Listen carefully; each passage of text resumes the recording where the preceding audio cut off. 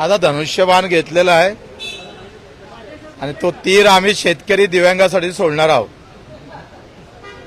आज मला वाटतं आमच्या राजकीय जीवनाचा प्रवास बदलला आहे.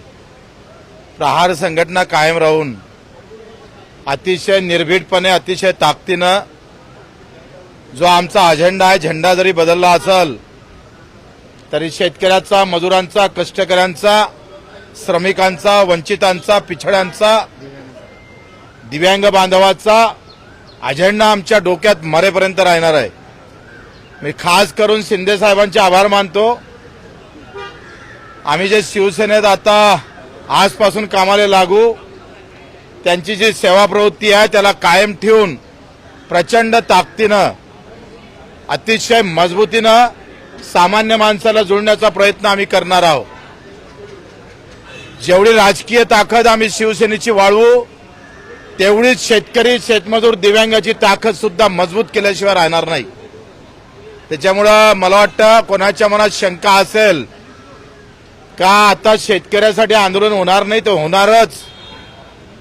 वेळ पडली, काम जर का गरज पडली तर ते करणारच. आम्ही मुद्दामून बाळासाहेबांचा च वापरतो.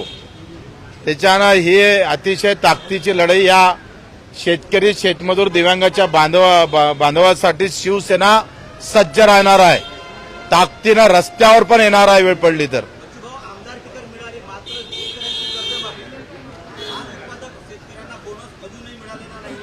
त्या सगळ्या गोष्टी आम्ही डोक्यात घेऊन चालू.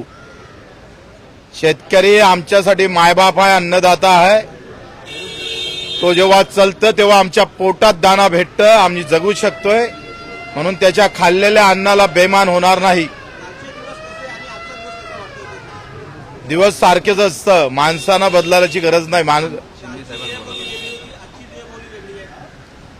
काय मी जसं आहे तसंच आहे. काय बदल वाटते मला सांगा बरं. शिवसेनेमध्ये अनेक जे इच्छुक होते ते नाराज आहेत.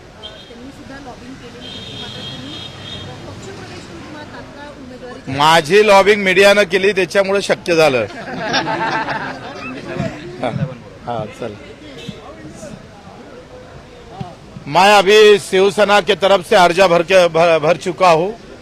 अभी आगे वाले विधान परिषद के अंदर और शिवसेना की ताकत किसान और मजदूर भाई के लिए, मेरे दिव्यांग भाई के लिए खड़ी रहेंगी. अगर जरूरत पड़ी तो शिवसेना किसान और मजदूर और हमारे जो पीड़ित है, वंचित है, जो दिव्यांग भाई है उनके लिए रास्ते पर भी आएंगी. ओके. नको नको ते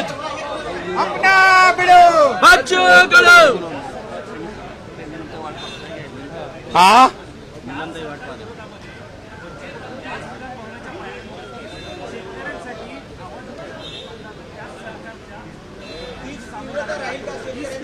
आता मला बोलण्याहून तुम्हाला काय वाटतं.